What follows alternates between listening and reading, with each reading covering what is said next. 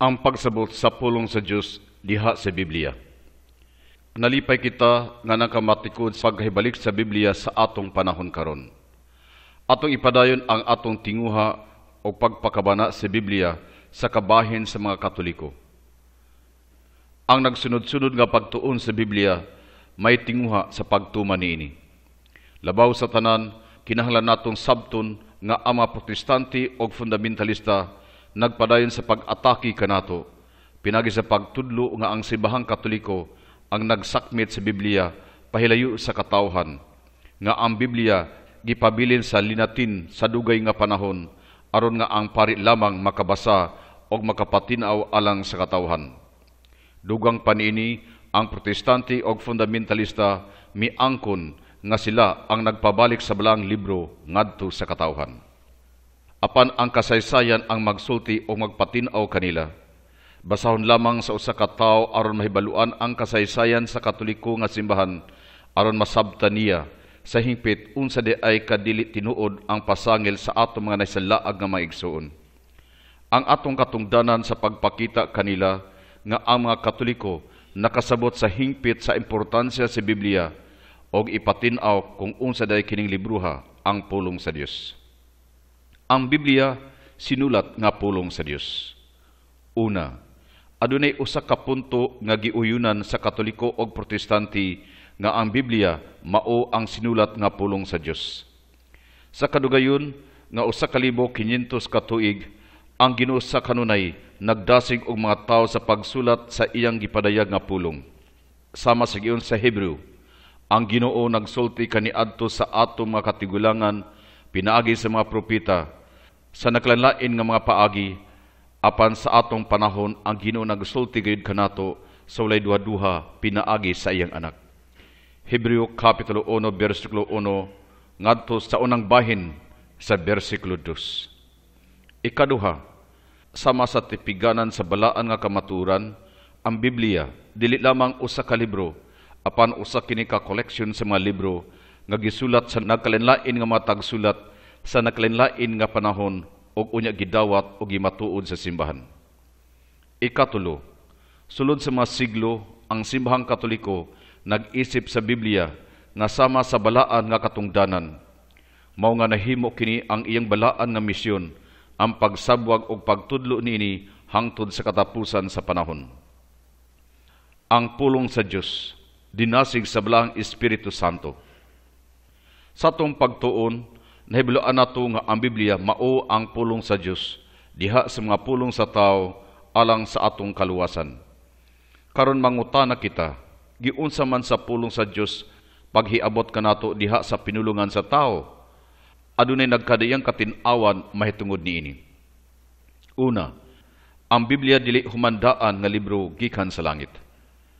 Adunay uban nga nagtuo nga ang Biblia gihimo ng daan sa Dios didto sa langit o gihulog kini sa yuta pinaagi sa anghel. Sapagkat tinuod ang Biblia gisulat sa tao sa hinay-hinay, pinasikat silang kasinatian uban sa Dios. Ang Biblia gisulat dili lang sa usa ka tawo sama sa ubang libro nga atong nahibaw-an. Ang mga libro diha sa Biblia gisulat sa daghang mga tawo sulod sa 1,500 ka tuig, gikan pa sa libro sa Henesis hangtod sa katapusang libro nga mao ang Apokalipsi o pinadayag. Atong usbon nga dili nato tuuhan nga ang librong Biblia nahan-ay na sukad pa sa sinugdan.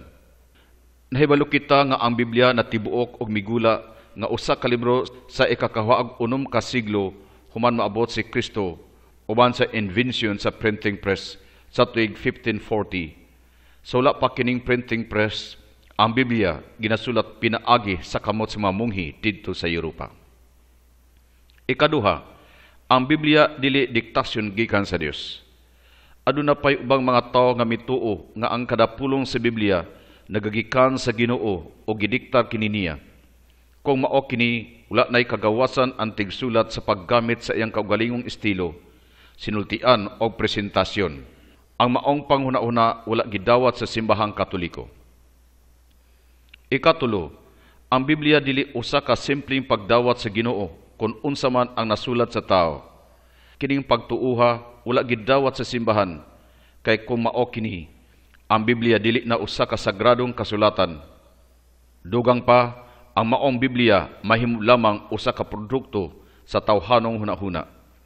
Kini mahimong dili tinuod nga pagpadayag gikan sa Ginoo. Ikaapat, ang Biblia gisulat sa tao ubos sa pagdasig sa balaang espiritu.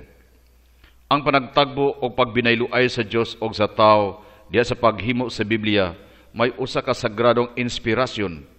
Naglangkob kini sa tulo ka butang. Una, ang paglamdag sa unahuna sa balaang espiritu aron ang sagradong tigsulat makasabot kung unsay gustong ipasulat kanila sa Dios. Ikaduha, pagdani, influence sa kaugalingong kagawasan aron ang tigsulat magahukom sa kanunay sa pagsulat sa mensahe nga gustong ipasulat sa Ginoo. Ang ikatulo, ang pagdani sa angayng gahom or executive faculty sa paghimo og butang aron maklaro sa pagbutyag sa mensahe pinaagi sa pagsulat. Ang ikalima, ang Biblia isip dinasig sa balang espiritu dili sa pagpasundayag sa kamatuoran sa siyensya. Kinahanglan iklaro nga ang Biblia walay tinguha sa pagtudlo og kamatuoran nga nagsubay sa siyensya. Ang pamaagi din ang Biblia nagpadayag og mga butang dili sa pamaagi sa siyensya, kundi sa pamaagi nga gigamit sa mga tao ni adtong panahona. Ikaunom, sa katapusan ang Biblia isip pulong sa Dios usa ka reliyosong libro alang sa kaluwasan sa tao. Sigon sa gisulti sa salmista, tig-awit sa Salmo, ang Biblia usa ka lampara o suga sa atong mga tiil o kahayag sa atong agianan o dalan. Salmo kapitulo 118 o 108. Sigon sa gisulti ni San Pablo ngadto kang Timoteo, ang tibuok kasulatan gisulat uban sa lamdag gikan sa Dios o mapuslanon kini alang sa pagtudlo sa kamaturan, sa pagbadlong, sa pagsaway o sa pagtudlo unsaon pagkinabuhing matarong aron ang nag-alagad sa Dios masangkap pag-ayo og maandam sa tanang maayong buhat. Kaduhang Timoteo kapitulo 3 bersikulo 16 hangtod 17. Sa usa ka pulong, ang Biblia pulong sa Dios mao ang kasaysayan sa kaluwasan. Ang pulong sa Dios sumala sa lamdag sa tradisyon. Una, adunay nagkalalaing pamaagi sa pagsabot sa pulong sa Dios diha sa Biblia. Og usa sa mga maayo nga pamaagi mao ang pagtuon ini sumala sa lamdag sa balaang tradisyon. Ang balaang tradisyon mao ang pagdala sa pulong sa Dios sa mga tao pinagi sa pulong sa baba. Sa tinuod ang tradisyon nauna sa mga sinulat sa kasulatan. Ang Dios nagsugo, pangadto kamo sa tibuok kalibutan og isangyaw ang maayong balita sa tanang mga binuhat. Marcos kapitulo 16 bersikulo 15. Ikaduha, ang Biblia nagpamatuod og usa ka mahinungdanong punto nga dili malalis. Dili tanang gipadayag sa Dios nasulat diha sa Biblia. Ingon nga si San Juan nagpaklaro niini.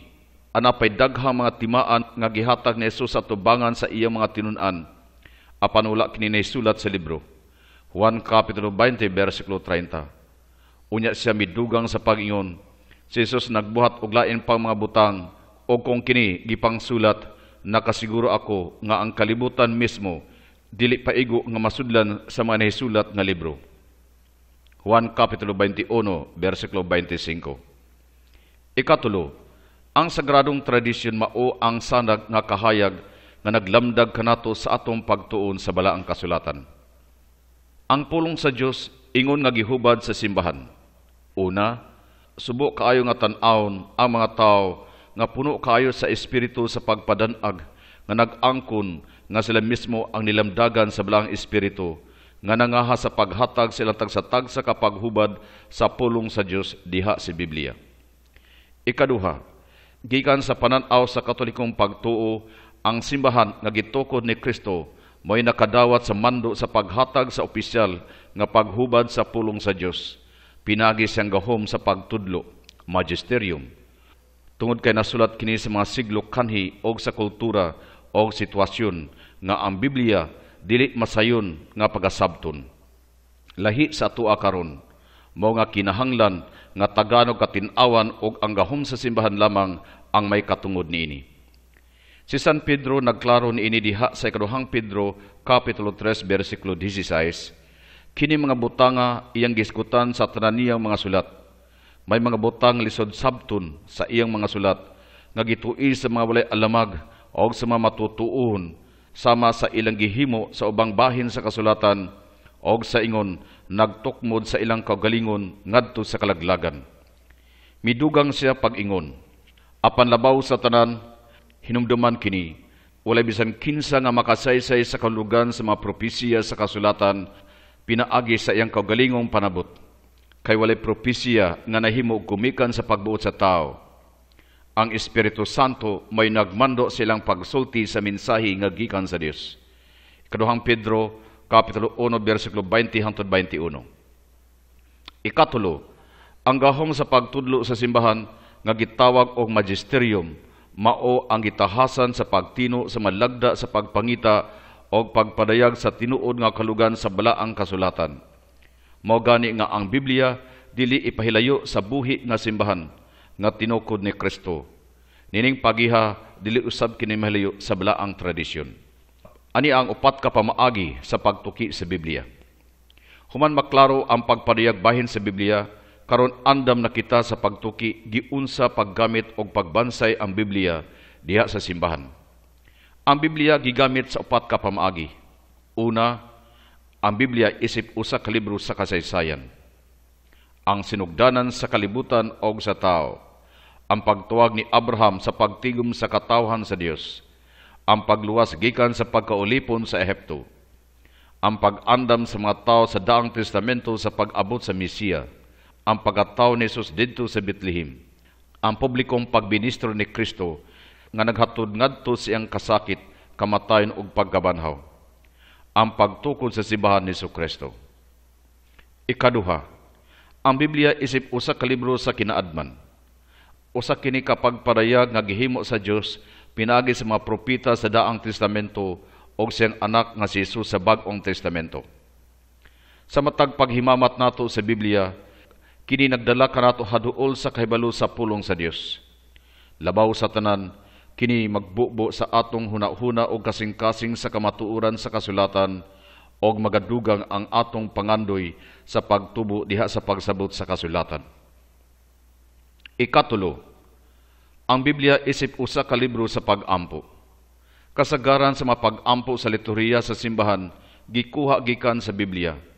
Pananglitan ang Salmo, Amahan namo, ang unang bahin sa maghimaya ka Maria, awit ni Maria, awit ni Zakaria o uban pa. Sapagkat tinuod usa sa pinakaayo nga paggamit sa Biblia, mao ilhon kini nga usa ka libro sa pag-ampo. Ikaapat, ang Biblia isip usa ka libro sa espiritualidad o espirituhanong kinabuhi. Ang Biblia maoy usa ka tuburan din ang daghang grasya ihatag kanato. Kini makatabang sa mga tao sa paghimo og espirituhanong panghuna-una siyang paninguha sa pagkasanto o pagkahingpit. Ang hustong disposasyon aron mapopo ang bunga sa pagbasa sa Biblia. Ang simbahan nagsugyot nga mosunod sa disposasyon aron atong mapopo ang bunga sa pagbasa o pagpamalandong sa Biblia. Una, sinsirong pagpaubos. Ang pagsabot sa pulong sa Dios usa kini ka grasya.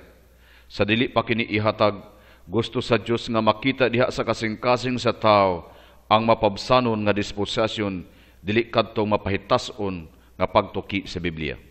Mubasa kita sa Biblia aron kita makakaton, mabag-o o makasabot nga mapasalamaton. Ikaduha, malinis nga kasing-kasing. Sa kaduhang sulat ngadto sa taga-Korinto, Kapitulo 2, versikulo 14, si San Pablo nagaingon, apan ang tao nga wala magbaton sa Espiritu, dili makadawat sa gasa nga gikan sa Espiritu sa Dios. Siya dili gid makasabot ni ini, o binuang kini alang kaniya, kaya ang ilang bili, masukod man lamang sa espirituhanong sukdanan.